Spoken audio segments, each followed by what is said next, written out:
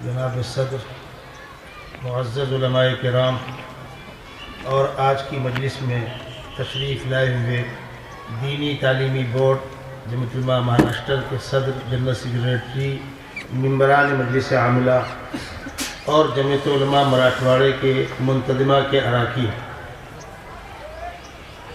ہم اور آپ جمعیت علماء کی دعوت پر یہاں حاضر ہوئے ہیں۔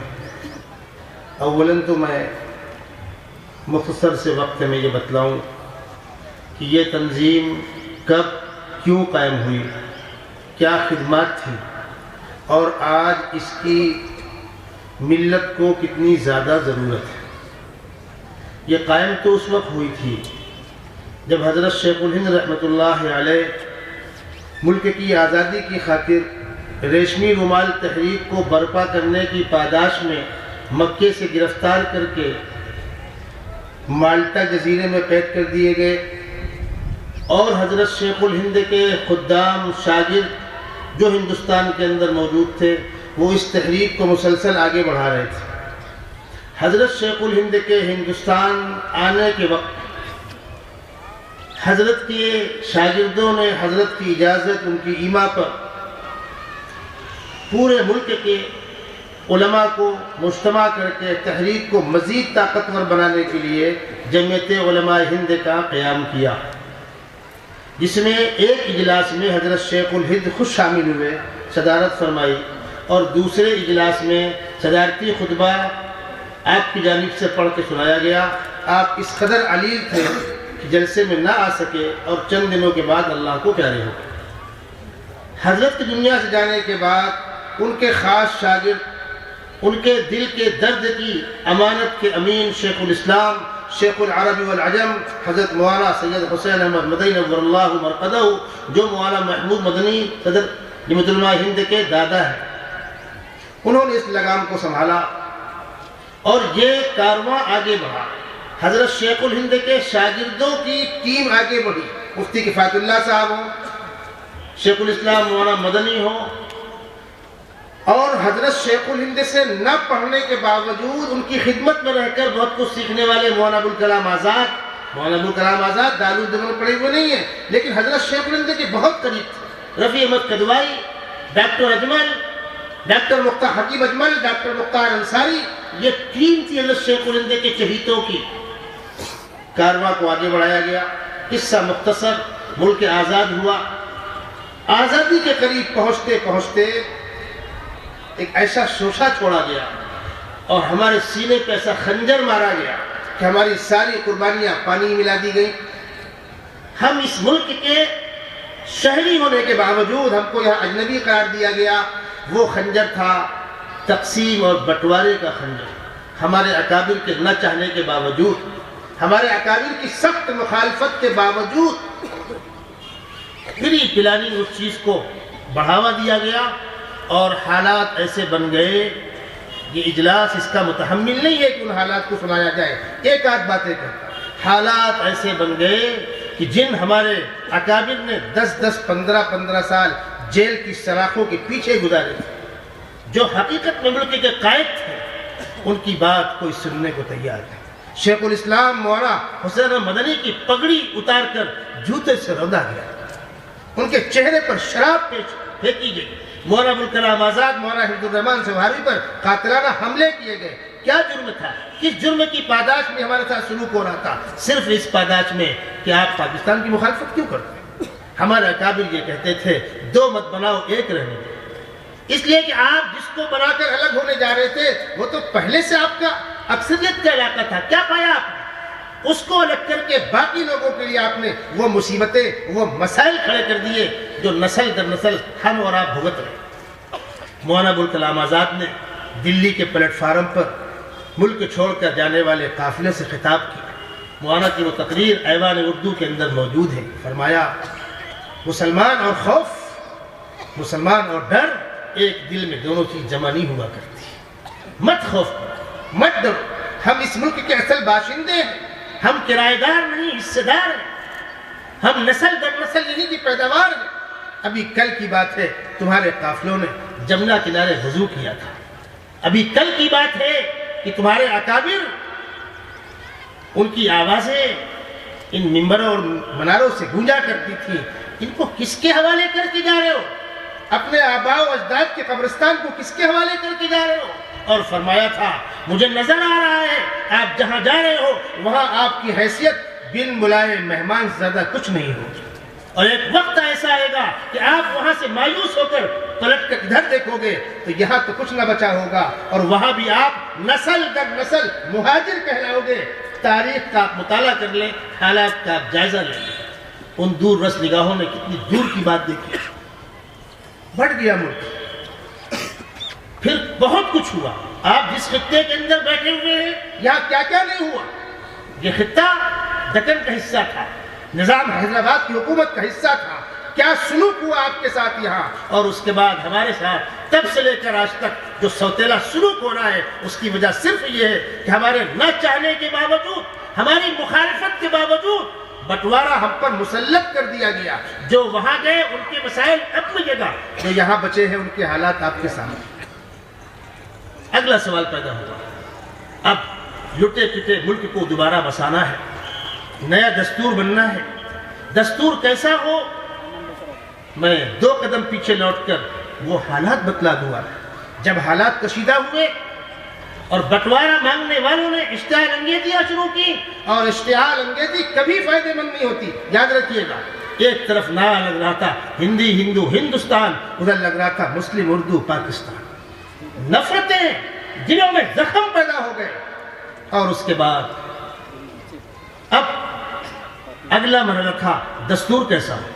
ہمارے بزرگوں کی عظیم قربانی، مولانا حفظ الرحمان سوہاروی، مولانا ابوالکلام آزاد، جو 2 نمائندے تھے جمعیت علماء کی جانب سے دستور ساز کمیٹی کے اندر، اور دونوں ممبران پارلیمنٹ ہوا کرتے تھے، دونوں چنے ہوئے ممبران ہوا کرتے تھے۔ کوششوں سے، محنتوں سے، حکمت، مصلحت، الحمدللہ دستور سیکولر اور جمہوری پاس ہوا، جو ایک طبقے کو نہ کل قبول تھا نہ آج قبول ہے۔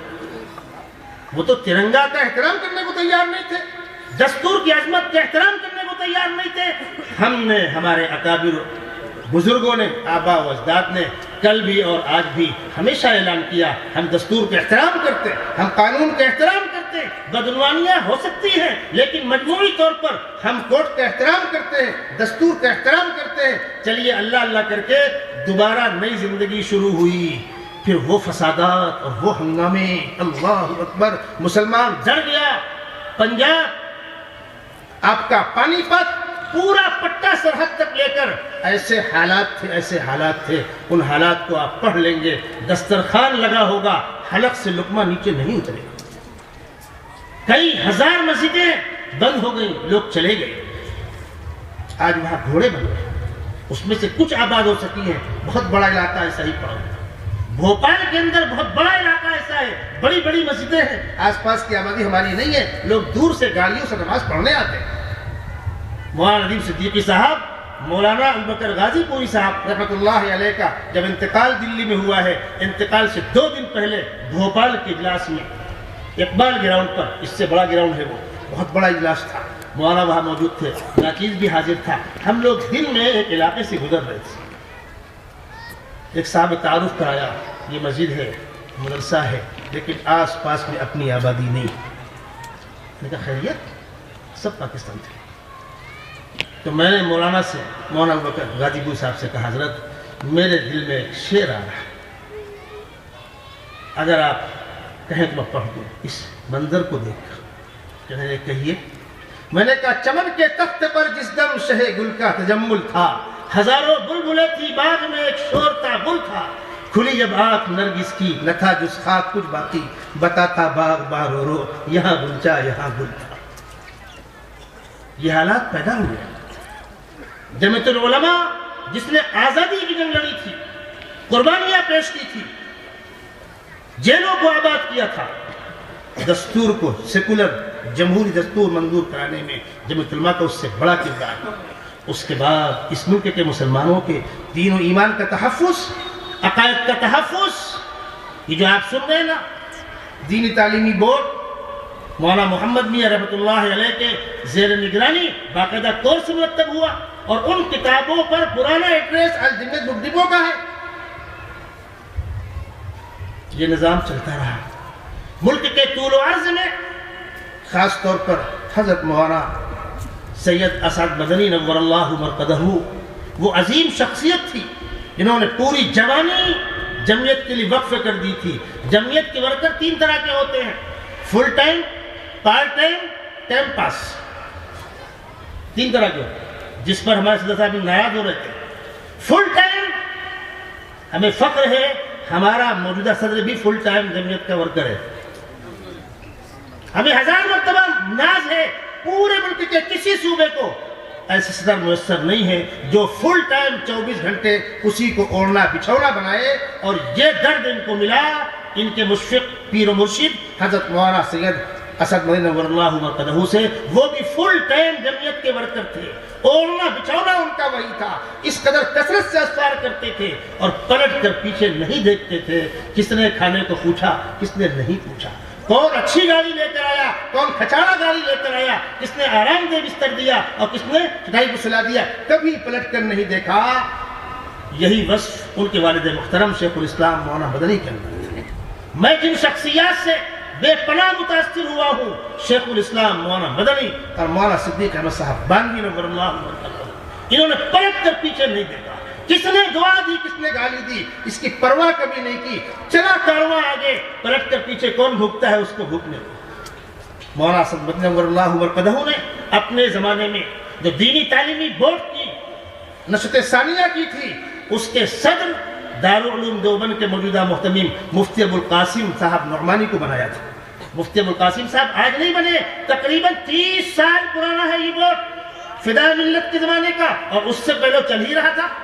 اور اس کے موجودہ صدر دارالعلوم دیوبند کے محتمیم مفتی ابوالقاسم بنارسی، اور جنرل سیکریٹری شیخ الاسلام مولانا مدنی کے نواسے، نائب امیر الہند نوجوان متقی پرہیزگار عالم دین مفتی سلمان صاحب منصوری مدظلہ العلی ہیں، جس دینی تعلیمی بورڈ کی صوبہ مہاراشٹر کی برانچ کے صدر مفتی روشن صاحب الحمدللہ اس جوانی میں اللہ نے بڑا کام لیا، آپ کے سامنے تشریف فرما ہے۔ مولانا ابراہیم صاحب شولہ پوری جنرل سیکریٹری ہیں۔ اس تعلیمی بورڈ کا آج مجلس عاملہ کا اجلاس تھا، وہ آپ کے سامنے۔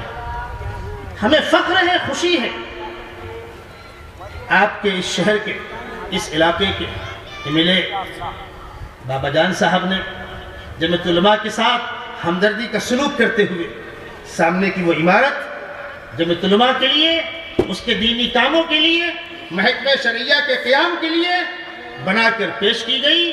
آج اس کا افتتاح ہوا۔ اس کا افتتاح اصلاً مفتی اعظم مہاراشٹر حضرت مولانا مفتی علی الرحمن صاحب فتح پوری مدظلہ العلی کے ہاتھوں ہونا تھا۔ مفتی صاحب کا ٹکٹ ہمارے ساتھ نکلا ہوا ہے۔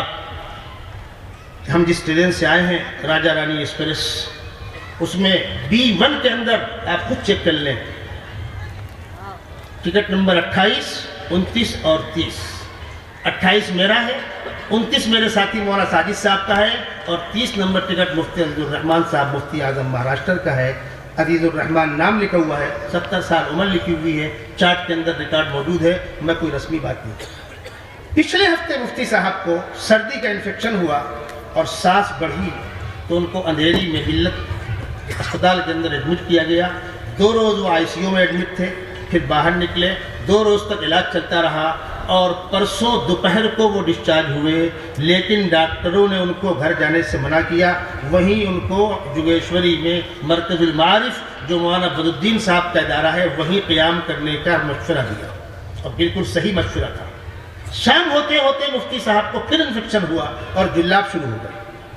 صبح ان کا 7 بجے مجھے فون آیا، میں دیکھ نہیں سکا، جمعہ کا دن تھا۔ کچھ دیر کے بعد میں نے دیکھا تو انہوں نے فرمایا مجھ کو رات بھر جلاب ہوا ہے اور پانی جیسا جلاب ہوا ہے، یہ عام جلاب نہیں ہے، کوئی انفیکشن ہے۔ میں نے کہا مفتی صاحب ہمارے ارمانوں کا خون ہو جائے گا، ہماری تمنا تھی مفتی اعظم مہاراشٹر کے ہاتھوں دارالقضاء کا افتتاح ہوتا، محکمہ شرعیہ کا افتتاح ہوتا۔ انہوں نے کہا پھر بھی دیکھتا ہوں۔ صدر محترم صاحب سے میں نے رابطہ قائم کیا، ان کو صورتحال بتلائی، انہوں نے انتہائی افسوس کا اظہار کیا، کہا ایک کام کرو، ٹکٹ کینسل مت کرو، آخری وقت تک دیکھتے۔ جبکہ میں آفس میں اطلاع کر چکا ٹکٹ کینسل کرنے کی، میں نے روکا، ٹکٹ کینسل مت کرو، ٹکٹ ایک ضائع جائے گا، چلے گا۔ 4 ساڑھے 4 بجے تک ہم پر امید تھے، اور اس علاقے سے آنے والے قاری ایوب صاحب ملاٹ، مولانا راشد صاحب گورے گاؤں والے، ان لوگوں کو میں نے اطلاع کی آپ اپنے ساتھ مفتی عزیز الرحمان صاحب کو لے کر ویٹی آئیے اور ٹرین میں ساتھ چلیں گے۔ 4 بجے ڈاکٹر پھر دیکھنے آیا مفتی صاحب کو، 1 گھنٹہ اس نے مکمل چیک کیا اور اس کے بعد مفتی عزیز الرحمان صاحب نے کہا کہ بھائی میں مجبور ہوں، ڈاکٹر مجھ کو شدت کے ساتھ منع کر رہے ہیں۔ ڈاکٹر نے فون لیا اور ڈاکٹر نے کہا دیکھیے صورتحال ایسی ہے، یہ نارمل کیس نہیں ہے، یہ آئی سی یو سے نکلے ہیں، ابھی کنٹرول مکمل نہیں ہوا ہے، اور یہ جلاب جو ہو رہا ہے یہ انفیکشن ہے، بہت ممکن ہے کہ ٹرین کے اندر آکسیجن کا پرابلم پیدا ہو جائے۔ کیا کریں گے آپ؟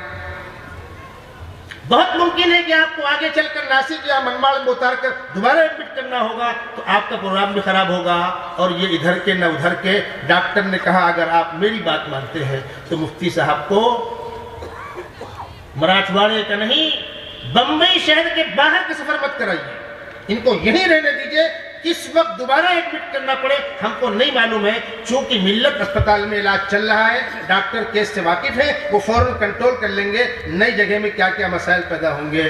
اس بزرگ شخصیت کی صحت سے مہنگی کوئی چیز نہیں تھی۔ بعد ناخواستہ ہم نے اس کڑوے گھونٹ کو پیا اور مفتی صاحب کو چھوڑ کر ہم لوگ آ کر گاڑی میں بیٹھے، آپ کے درمیان موجود ہیں۔ یہ ہوئی مجبوری مفتی اعظم مہاراشٹر کے آج کے پروگرام میں شرکت نہ کر پانے کی۔ اب چند باتیں دارالقضاء کے تعلق سے، چند باتیں آپ کی خدمت میں عرض کر رہا ہوں۔ یہ محکمہ شرعیہ دارالقضاء کیا ہوتا ہے؟ ایک بات یاد رکھیے گا، ہم مسلمانوں کا عقیدہ ہے جس خدا نے پیدا کیا وہ خدا مارے گا۔ ہم مسلمانوں کا عقیدہ ہے ہمیں کوئی دیکھے نہ دیکھے، ہمیں ہمارا خدا دیکھ رہا ہے۔ دنیا کے اندر طاقت کا استعمال کر کے میں غریب کا حق دبا سکتا ہوں، لیکن روز قیامت انصاف کی عدالت لگے گی۔ یہ مسلمان کا عقیدہ ہے۔ اب اگر مسلمانوں میں آپس میں معمولی بات میں کسی بات میں اختلاف ہوتا ہے، اختلافات کیسے ہوتے ہیں؟ پراپرٹی کا جھگڑا، شوہر بیوی کا من مٹاؤ، بھائی بھائی کا جھگڑا، پڑوسی پڑوسی کا جھگڑا، ہوتے ہیں حالات۔ اب چھوٹی موٹی چیز کو لے کر آپ پولیس چوکی چلے جائیے، کیا ہوگا؟ 10 آپ نے دیا تو آپ جیسی، 20 وہاں سے آیا تو ان جیسی، آپ سمجھ سکتے ہیں۔ عدالت آپ چلے گئے، آج ملک کی عدالتوں کا حال یہ ہے، مقامی کورٹ سے آگے بڑھے سیشن کورٹ گئے، ہائی کورٹ گئے، سپریم کورٹ گئے، پوری عمریں نکل جائیں گی ایک مسئلے کے فیصلہ ہونے پر، کتنا وقت کتنا پیسہ برباد ہوگا، اور حقیقت میں مظلوم کو کمزور کو انصاف مل ہی جائے گا؟ نہیں کہہ سکتے۔ خواجہ یونس کا کیس آپ کے سامنے ہے، احسان جعفری کا کیس آپ کے سامنے ہے، ہزاروں ہمارے افراد کے کیس آپ کے سامنے ہیں۔ وکیل محترم بیٹھے ہوئے سے بتلائیں گے آپ کو۔ ان جھمیلوں سے بچا کر، پولیس چوکی سے بچا کر، عدالتوں کے چکر لگانے سے بچا کر کے، دونوں فریق کو بیٹھا کر سمجھا کر محبت کے ماحول میں مسئلہ حل کیا جائے گا۔ طاقت کا استعمال کر کے کسی کو ماننے پر مجبور نہیں کیا جائے گا۔ فرق سمجھیے، محکمہ شرعیہ اور دارالقضاء میں پہلی کوشش یہ ہوتی ہے کہ یہ مسئلہ ٹوٹنے کی نوبت نہ آوے۔ اگر شوہر بیوی کا اختلاف ہے تو عام طور پر وہ اختلاف کسی غلط فہمی پر مبنی ہوتا ہے۔ شوہر کو شکایت ہوتی ہے کہ میری بات سنتی نہیں، بیوی کو شکایت ہوتی ہے مجھ پر دھیان دیتے نہیں، جھگڑے شروع یہاں سے ہوتے ہیں، پھر گھر برباد ہوتا ہے۔ اگر سمجھدار ذمہ دار عالم دین بیٹھال کر غلط فہمی کا ازالہ کر دے اور دنیا کی تکلیف کے برداشت کرنے پر، اپنے حق کو چھوڑنے پر اللہ کے یہاں کتنا بڑا اجر ملنے والا ہے یہ بات سمجھا دے تو بڑے بڑے مسئلے حل ہو جاتے ہیں۔ میں آپ کو واقعہ سناؤں، حضرت مولانا ذوالفقار صاحب مدظ ذلہ العالی، جو اس وقت عالم اسلام کی بڑی شخصیت ہے اور اس موضوع پر بہت سی ان کی تقریریں ہیں، انہوں نے ایک واقعہ لکھا بنگلور پر۔ ایک جوڑا ہے، شوہر بیوی، دونوں سرکاری ملازم ہیں، 1.5 لاکھ 2 لاکھ پگار اس کی ہے، 1.5 لاکھ 2 لاکھ پگار اس کی ہے، بنگلے میں رہتے ہیں، نوکرانیاں کام کرتی ہیں، یہ اپنی گاڑی سے الگ جاتے آتے ہیں، وہ اپنی گاڑی سے الگ جاتے آتے ہیں۔ شادی ہوئی ہے، ابھی اولاد نہیں ہوئی ہے، اور دونوں معزز گھرانے کے افراد ہیں، اور آپس کے اختلاف کا یہ عالم ہے۔ جب رات میں شوہر آتا ہے تو باہر سے چابی لگا کے تالا کھولتا ہے، اپنے روم میں چلا جاتا ہے، بیوی پلٹ کر پوچھتی بھی نہیں کھانا کھاؤ گے کہ نہیں کھاؤ گے، وہاں جو رکھا ہوا ٹھنڈا گرم کھا کے سو گئے، اور صبح اٹھے کپڑے ٹگے ہوئے دھلے ہوئے، نہایا، کپڑے پہن لیے، پرانے کپڑے اتار دیے، نوکرانی دھل دے گی، آپس میں شوہر بیوی میں کوئی بات نہیں۔ دونوں خاندان سمجھا بجھا کر تھک گئے، ہاتھ جوڑ کر معافی مانگ کر تھک گئے، ان میں آپس میں بننے کو تیار نہیں، اور طلاق نامہ ٹائپ ہو کر رکھا ہوا ہے، صرف سائن ہونے کی دیر ہے، نہ یہ دبنے کو تیار نہ وہ دبنے کو تیار۔ یہ نوجوان حضرت معاذ ذوالفقار صاحب کے پاس آیا، حضرت ہمارا فیملی کا مسئلہ یہ، آپ دعا کریں اللہ آسان کرے، میں تو نہیں چاہ رہا لیکن حالات نبھنے کے نہیں ہیں۔ حضرت نے فرمایا 1 ہفتہ انتظار کرو، اس کے بعد دوبارہ میرے پاس آنا، 1 ہفتے تک جو میں کہتا ہوں وہ کرو، جب تم شام کو لوٹ کے اپنے گھر جانا تو تمہاری بیوی کی پسندیدہ کوئی مٹھائی لے لینا جو پسند کرو، آدھا 1 کرو، اور گھر جانے کے بعد دروازہ کھولنا، کہنا السلام علیکم، گھر میں داخل ہونے کا ادب ہے السلام علیکم، گھر میں کوئی نہ ہو تب بھی کہو السلام علیکم، فرشتے جواب دیتے ہیں، گھر کے خیر و برکت کا ذریعہ ہوتا ہے۔ دروازہ کھولا، اندر داخل ہوئے، میڈم السلام علیکم، وہ تو جاگ رہی تھی، اس نے کہا وعلیکم السلام، خیریت تو ہے، آج کچھ ماجرا بدلا بدلا دکھ رہا ہے، اچھے ہیں آپ؟ اس نے کہا میڈم میں تمہارے لیے دیکھو تمہاری من پسند مٹھائی لایا ہوں۔ اچھا، اٹھ کے کھڑی ہو گئی، مٹھائی لیا اور کہا آپ بیٹھیے میں کھانا گرم کر دیتی ہوں۔ اب شوہر صاحب گئے، منہ ہاتھ دھو کر آ کر بیٹھے، بیوی نے کھانا گرم کیا، تیسرا تو وہاں کوئی تھا نہیں، دسترخوان لگا، کھانا کھانا شوہر نے شروع کیا تو بیوی اپنے ہاتھ سے شوہر کو کھلا رہی ہے اور شوہر اپنے ہاتھ سے بیوی کو کھلا رہا ہے۔ کھانے سے فارغ ہوئے، برتن رکھے گئے، بستر لگا، اب شوہر بیوی بستر پر آئے تو بیوی نے اپنے شوہر کے باہوں میں ہاتھ ڈال کر کہا اللہ کے واسطے مجھے معاف کر دو، مجھے معاف کر دو، میں آپ کی وفادار بیوی بن کے رہوں گی۔ دونوں لپٹے روئے اور لڑکی نے اسی وقت اپنی ماں کو فون کیا 1 بجے رات میں کہ اماں ہمارا مسئلہ حل ہو گیا۔ میں پھر اس بات کو دہراؤں گا، یہاں مستورات نہیں، میں کہا کرتا ہوں بہنوں سے اپنی، تمہارا سپریم کورٹ تمہارے ہی پاس ہے، کوئی پنچایت تمہارے مسئلے کا حل نہیں کر سکتی، ایک بیوی اپنے شوہر کی وفادار بیوی بن کر رہے تو شوہر بھی اس کو اپنی چہیتی بیوی مانے گا۔ اختلاف یہاں شروع ہوتا ہے۔ بچی نے اپنی ماں کو فون کیا کہ اماں ہمارا مسئلہ حل ہو گیا، اب ہم طلاق نہیں کریں گے۔ جشن کا ماحول بن گیا، دوسرے دن دونوں خاندان جمع ہوئے اور بڑی دعوت کی، اور حضرت معاذ ذوالفقار صاحب کو اطلاع کی حضرت 1 ہی دن میں مسئلہ حل ہو گیا۔ کیا چیز ہے؟ یہ وہ نسخہ ہے جو شریعت نے دیا ہے، عاشروہن بالمعروف فَإِن كَرِهْتُمُوهُنَّ فَعَسَىٰ أَن تَكْرَهُوا شَيْئًا وَيَجْعَلَ اللَّهُ فِيهِ خَيْرًا كَثِيرًا۔ اپنی بیویوں سے اچھا سلوک کرو، تمہارے ہاتھ میں اس کا ہاتھ دیا گیا ہے، اس نے اپنے والدین کو چھوڑا ہے، تمہارے گھر کو اپنا گھر مانا ہے، تمہاری عزت کو اپنی عزت مانی ہے، تم تو اس کو عزت دو۔ اور بیویوں دنیا کو مت دیکھو، دنیا کے اندر بھی تمہاری عزت تمہارے شوہر کی عزت کے ساتھ جڑی ہوئی ہے، اور آخرت کے اندر بھی خدا کی رضا شوہر کی رضا کے ساتھ جڑی ہوئی ہے۔ یہ بات کورٹ بتلائے گا، یہ بات وکلا بتلائیں گے، یا پیسے اٹھیں گے، تاریخ پہ تاریخیں پڑھیں گی۔ آج جو پارلیمنٹ کے اندر بل لایا گیا کہ آپ 3 طلاق دو گے تو مانیں گے جو کیس کر دیں گے، ایسا ہوگا ویسا ہوگا، یا تم کو طلاق دینا ہے تو عدالت سے رجوع کرو، وہ عدالت جو اپنے پینڈنگ کے مسائل حل نہیں کر پا رہی ہے وہ آپ کا مسئلہ حل کرے گی۔ سماجی 10 سال 15 20 سال بچی کی جوانی گزر گئی، اب فیصلہ کس کام کا؟ محکمہ شرعیہ میں، دارالقضاء میں جو جیتا اس کی بھی جیت، اور جو ہارا اور خدا کی رضا کے لیے قبول کیا اس سے بڑی اس کی جیت۔ اس کو قرآن نے کہا ہے فَلَا وَرَبِّكَ لَا يُؤْمِنُونَ حَتَّى يُحَكِّمُوكَ فِي مَا شَجَرَ بَيْنَهُمْ ثُمَّ لَا يَجِدُوا فِي أَنفُسِهِمْ حَرَجًا مِّمَّا قَضَيْتَ وَيُسَلِّمُوا تَسْلِيمًا۔ یہ ہے دارالقضاء اور محکمہ شرعیہ۔ میں مبارکباد دوں گا ہمارے MLC صاحب بابا جانی صاحب کو، میری آپ کی سر پہلی ملاقات ہے، لیکن ہمارا سر فخر سے بلند ہوا کہ ہمارے علاقے کے ایک MLA ایسے بھی ہیں جو سماجی کاموں کے ساتھ ساتھ دینی خدمات میں بھی آپ کا حصہ اور تعاون ہے۔